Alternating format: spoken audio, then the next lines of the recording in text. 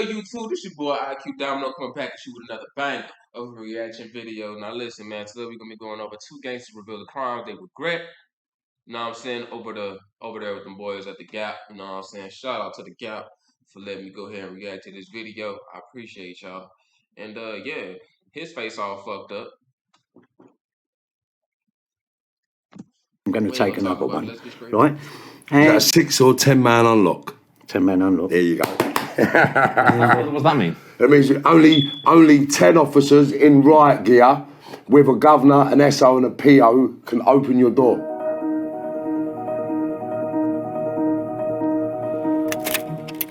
Guys, you've obviously been on LADbible before, yeah, but we want you to introduce yourselves. Who are you and why are you here today? I'm Bobby Cummins, OBE. And I'm not a gangster, never had been a gangster. I'm a businessman whose business was crime.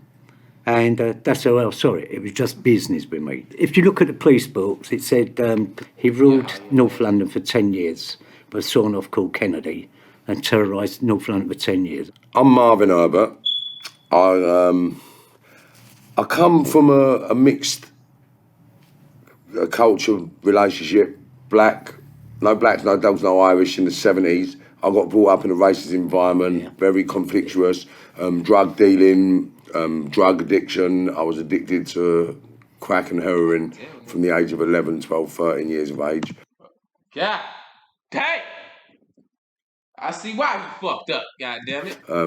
Dealing drugs and committing crime from 8, 9, 10, 11 years of age. Got all the way up to 17, 18, 19, started committing armed robberies. Like all the people like Bobby and them like I used to look up to as a kid, yeah. So I got involved in crime from school all the way through my adolescence.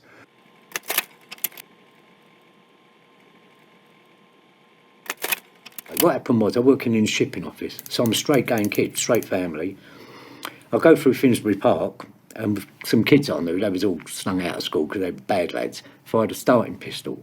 So 2 old Bill from Stoke Newington walked in, and they're having a go at these kids. And I went, oh, you can't do that. And they went, do what? I said, you can't do that. I said, you've got to have a responsible adult here before you can talk to young fellas like that. He went, you seem to know a lot about the law. I said, I know my rights. And he went, is that right? And he's walked out at the park. They've come back, threw a cutthroat on the grass. He went, we just saw you throw that. So they've nicked me. So my dad's come to the law station. And he said, what's going on? I said, they fitted me up. He went, what? I said, they fitted me up, they planted it. He went, policemen don't do that. I went, they did, I'm telling you. My dad says to me, he said, look, they said, if you go guilty, if you go up the steps, you're going to go Bolster or which I didn't care because a lot of my pals was in there. He said, but if you go guilty, he said, £10 fine, we walk out. He said, I'll pay the £10 fine. I went, all right, I'll take it. Took it. Biggest foolish mistake I made in my life, but I took it. Come out, but it's in the newspaper. Get the sack from my job. So I'm sitting there with the boys in the Greek cab, and I thought they was talking about what they was doing. They were doing silly stuff, you know? And I thought, they ain't organised. Now, I've always been an organiser. I can look at something and I can plan it. I've always been a planner. And I thought, this is a business, basically. This is why I always say I was never a gangster, never wanted to be a gangster. I wanted to run a business. But I think it's the thing about little people. We've got big egos, and my ego's 6'7" and 8 foot wide. You know, I've got to be the best at it. I can't just be good at it. I want to be better than all the rest. So they went, you're going to come in with us, Bob? I guess he kind of put himself. I see that he like really put himself above being just a gangster because he's so well thought out. Like he's like a visionary rather than just being a gangster. I went, yeah, all right, but we do it my way. I said, because there's not enough cake here for all of us. And there was all little gangs, you know, from different manners, and like the Archway, Ironbury and all that. So we've got to go to war. In them days, I thought I was invincible. I thought, I can do anything I want. And someone said to me, you can't do that. I went, I'm Bobby Cummins, so I can do what I like. I can shoot you if I want, you know? I can do anything I want. And I really believed I was invincible until they banged me up, and then... How many years of crime was you... What, crime or time in jail? No, crime. In crime, well, I was in it from the age of 16 right up until I got the OBE, basically. So, how many years so we're talking about 2011. I got the OBE on the New Year's Honours list, and I was at crime until 1966, so work it out. 45 years. Oh, you done me. You done me. I'm 42 years. I'm 42 years in. Right? So between us, we got nearly a ton. Yeah. Nearly 100 years. Anyone tell you can't do something, you're doing it. Yeah. Right, so growing up, I sort of looked at my life, my mum, my dad, and I wanted more. I wanted what all the other kids had. I wanted what everyone else had, right? There stage in my life where I could never have what other people had. So I become fixated on the Sweeney and things like that. Yeah. And then I started looking at things, thinking, oh, I want some of that, I like that. Yeah. And then I put myself in the firing line to be groomed. Yeah. Because I was that kid right, that was Same. eager to do anything for you, to show you that I'm that guy.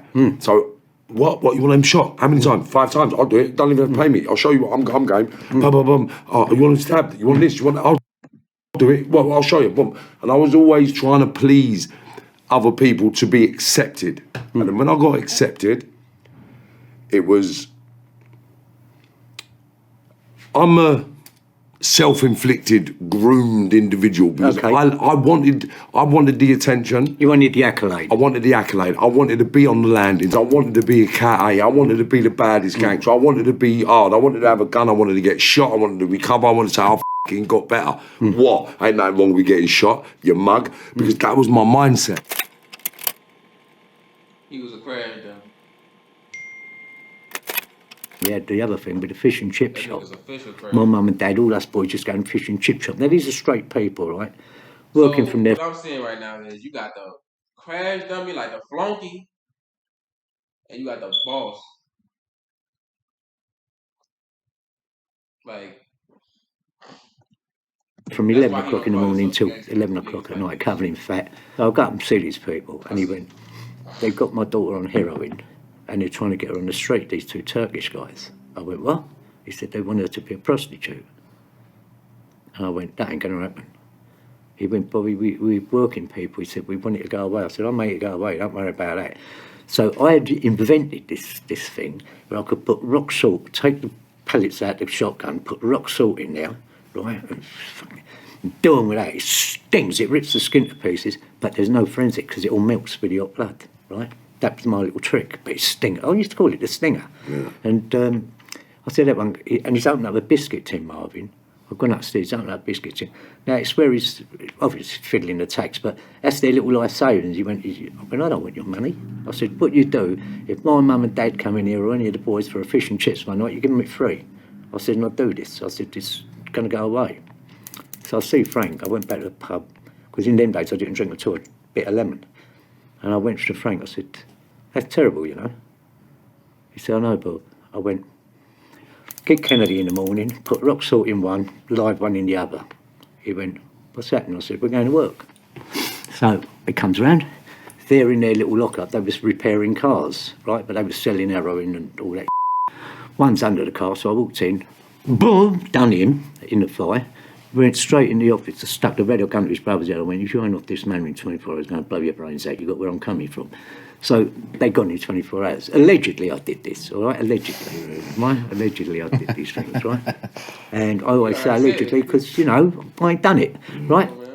I used to believe, Yeah, without a shadow of a doubt, Yeah. I'm waking up in the morning, putting a gun down my That's side, right, yeah. getting out, putting my vest on, Yeah. getting in my car, Yeah. putting my gun in my hiding place, Yeah. putting my bits and pieces back, driving to pick other people up with guns. That's right. And going to nick money with guns, Yeah. and going to take drugs, and believing at the end of the day, looking in the mirror, I'm sensible.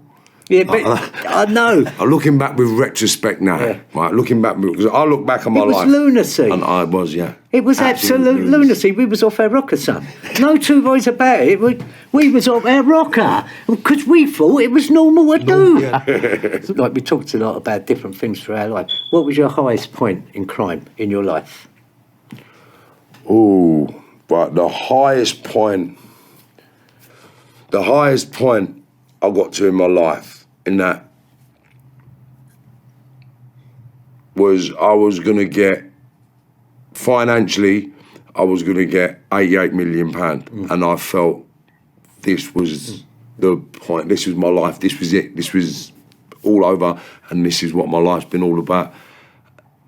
But that died very quickly. That died very quickly. But that was the highest moment of my criminal career. What was the highest What was your highest sort of? What was your peak moment or period? Well, as I said to you, I didn't like bullies and I don't like people who abuse people. I'm brought up properly. I did violence for a living. I didn't do bad manners, right? The highest point, I think, has been to try to back down. I thought, now, I mean, you're talking about naughty thermia. I thought, I can do anything. I can do anything I want.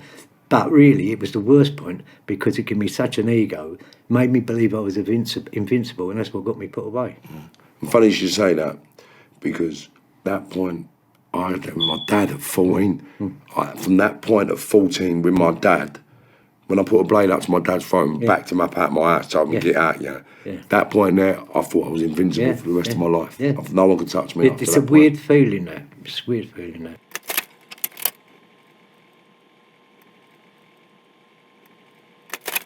I was psychologically prepared for the sentence, for the block, for the no remission, for the everything, right? So I knew I weren't getting no remission. I knew I was never getting a decal because I didn't want it. So I was going to go to prison, I was going to be bad, and I'm getting out on my EDR, so I've got no licence. That was my mindset. That's right. Yeah, so I didn't care about the rules and regulations in prison, and I weren't care. Like, I'm not one to really, like, you know, judge somebody for what they do. Usually. But, like, I really do gotta know, like, is this really the mentality of most people that's really in the street? Because I know a dude who, I really run into people all the time, you know what I'm saying? The type of dude I am. I always run into I get into it with just about anybody. So I really do run into a mentality like this a lot. Like, people who really just don't care about, like, going to jail, who don't care about, you know, killing somebody, who don't care about shooting somebody. You know, especially because I live in Louisiana, like, it's really, they really, like, they first, like, a lot of people first instinct is, like, the worst case scenario, and they be okay with it. A lot of people are like that. Like, I've run into a lot of, like, street people who be in the street like that. It's really crazy, man. It's like, it's a bad mindset to have. Like, it's really like you purposely ensnare yourself into fucking up your own life without even realizing it. Like, a lot of motherfuckers do that shit, and I'd be like, God damn, like, you really don't care? Like, you don't care about doing this time? You don't care about, and they really do be exactly like this nigga, like, they be on some ego shit where they just trying to prove that, like, I'm really that nigga. And it's really not even always about that. You know what I'm saying? It's not about you being that guy. Even if you are that guy, if you're that guy to yourself, that all that matter. Like you said, he was feeling invincible when he was 14. He put a knife to his dad's neck, but at the same time, he still was trying to prove himself. You see what I'm saying? It's like, bro, it's like that's not really. You're not really thinking past the worst case. Like, you're not thinking past, like, the future, what could be better for you. With, like, even he said, like, his highest moment was 88 million, and he didn't even get it. But that was the highest. Just him thinking that he can get it was the highest point in his life. Like, it's about the level of time in prison, because I didn't care, because I know I'm making money in prison no matter what I'm doing anyway. like, I don't know about now, but from his past, from my age, from his past, he's very selfish, bro. Is when I was in prison, I thought, like, they went, well, can you do this? I said, I ain't doing nothing. And I went, I'm not playing your games. I said, I'm not playing your games. I said, you've played your cards. I said, what are you going to do? Put me in jail? You've got me down a block. You know, what can you do? I ain't played my cards yet. And people took me very seriously. I went, no, you're playing your game. I ain't even started yet. And that's when I put the sit-downs in prisons and messed it up as much as I could. And they went to me about parole. I went, are you having a laugh? I said, I've taken an assistant governor hostage in a maximum security. So everywhere I go, I've got loads of prison officers around because they think I'm going to take another one, right? And is that a 6 or 10 man unlock? 10 man unlock. There you go. What does that mean? That means only 10 officers in riot gear with a governor, an SO and a PO can open your door. But as Marvin was saying, and I pick up on what you were saying, if you're not prepared to If you want to eat the meal, you've got to pick up the bill. So you've got to prepare yourself for prison.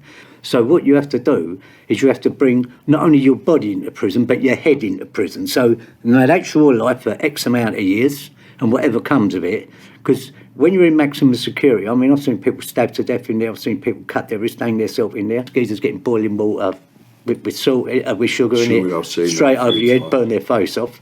People was killing each other. One of my pals got stabbed to death, Rocky Artie, over an onion. Yeah, I know. Straight through the heart, killed him over an onion. Well, over an onion? What? Yeah. What happened was, with the onion, Rocky had got the mince and all that. You know, we used to nick the gear out the kitchen.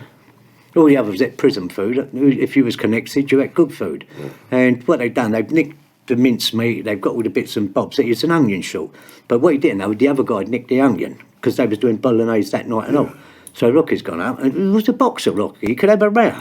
And so he's got the onion. The guy went, "Oh, that's my onion." Rocky's gone on your bike. He's pulled the blade out, butcher's bone knife, was in the kitchen. Boof, done him right through the heart, killed him. So he died over an onion. Everyone says about serving a sentence, and you don't serve a sentence in place like in Parkhurst.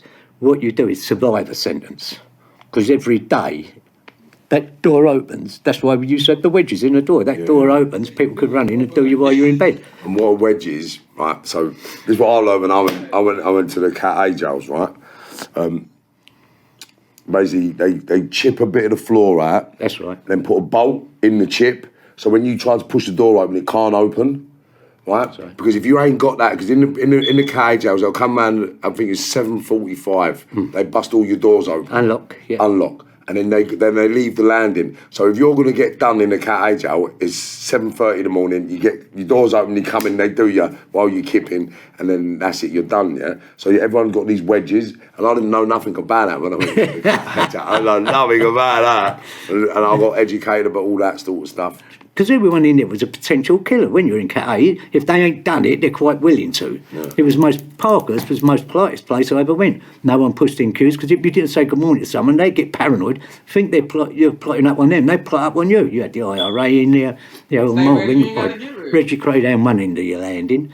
Like Charlie next door to me, and Hassan El Mesri, the guy who, Gaddafi's man, who shot the guy dead outside Regent's Park Mosque, with a death warrant from Gaddafi. We all used to get on together. And the sweetest thing is, everyone knew everyone's capabilities. We all know what we're capable of. So there's none of this, swanking about. You know you're dealing with the real deal with anyone you deal with.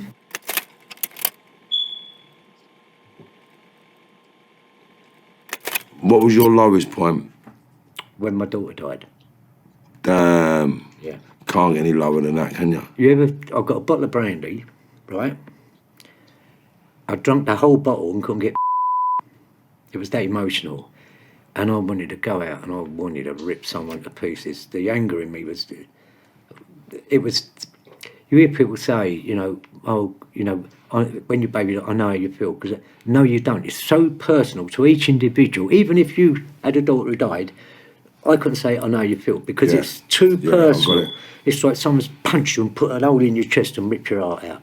It's the only thing that brought me to my knees. That's when I realised I wasn't invincible, that I was a human being. I could feel pain like other people, because I never felt it before. She died when she was born. Yeah. Done me.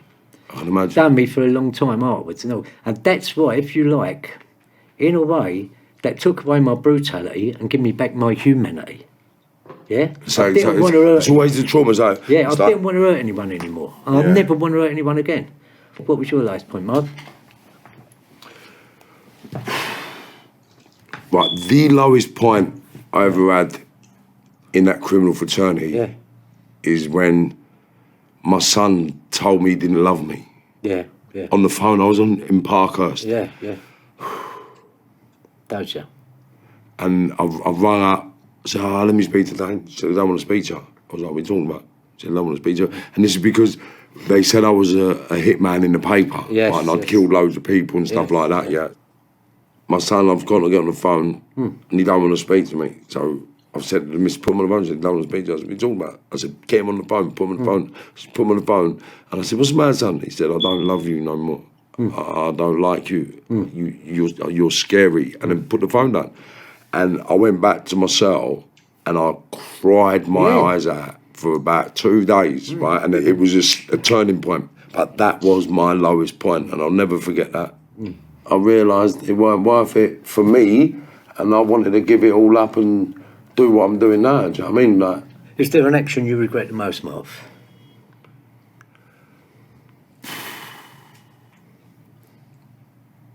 the only... See, yes, being a criminal.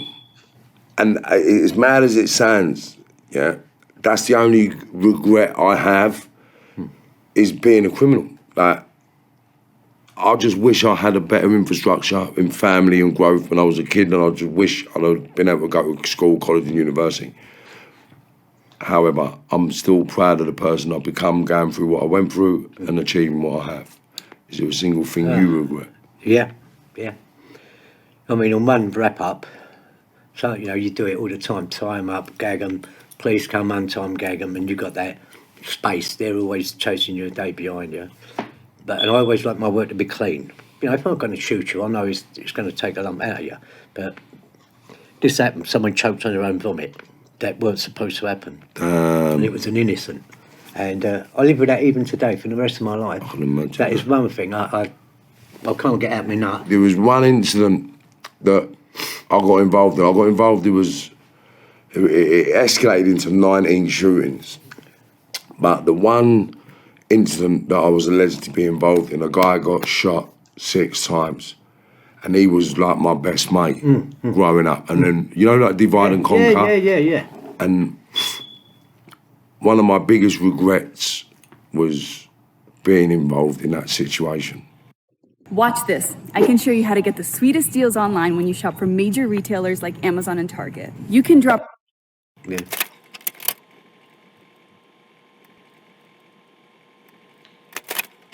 When I walked away from crime... You're walking away from all your old pals. It's not even the pals, it's the infrastructure, it's the money, it's the resources. Yeah. Like, one day you've got everything. You've got hundreds of thousands of pounds in products, millions of pounds in networks, you've got cash laying about everywhere, and you've just got to go, see you later. Yeah. Like, and then start with nothing. That was the scary thing for me. Getting into a straight world, because if I wanted money before, I'd just get a gun and go and get it. Yeah. Right? But going in a straight world, I had to budget. And I was no good at budgeting. I wanted money, I'd go out and take it. Yeah. You know, I had to relearn a whole lot of life skills, and it was scary. How old was you when you had to learn all that? When I come out of jail, I was in my 40s. So about 30 years. Yeah. And I had fixation in my head, I'm going to make a difference, I'm going to make it change. And that's why I was driven, I was on television, radio, 24/7. It nearly cost me my marriage, you know, I was there. Yeah. And I see changing happening, and I thought, now I've got to push it a bit harder, because, you know, I can't leave the thing half done. I've got to go right to the end of the game. And I pushed it, and it started off with £6 in my garage, me and my mate Mark, so I had £6 in my garage. Then it became a national charity, and then I applied the government then going, but hold up, this guy's a bit lively. So what you set up, right, with your charity, and the laws you changed, and the position you got yourself into, right, absolutely inspired me to be the man I am today. Without Bobby, I couldn't get insured on a car. I couldn't get house insurance. I wouldn't get a job. If I never see you and Mark going to Buckingham Palace and getting that knighthood and being around these people, I would never believe I could go straight.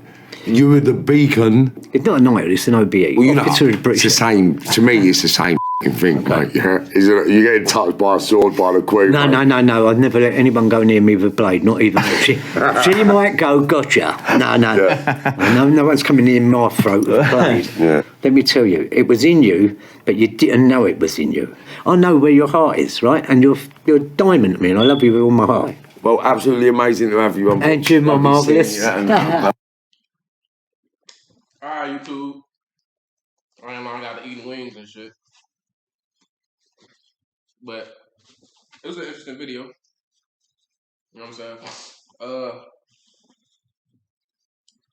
What I look at this is like more like a fatherly figure to a son. You know what I'm saying?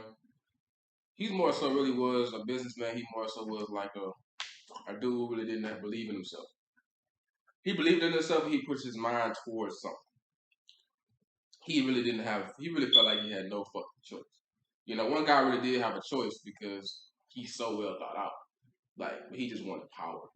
Other guy just like more so he just really, this the only opportunity I have. Like, that's really how he feel. Like, I don't have no other opportunity. I don't think I can do this. I don't think I can do that. And you know what? I'm not about to feel little. I like the feeling big. I was a crackhead. I felt small. Didn't feel good doing it. I put a knife to a motherfucker throat. I felt big. I don't want to feel small ever again. That's really what I got from his story. From his story, it was just like more so like, I'm a boss.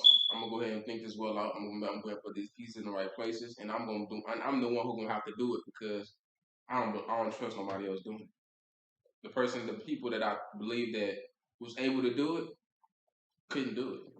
You know what I'm saying? This is iQDomino, and I'm out, man.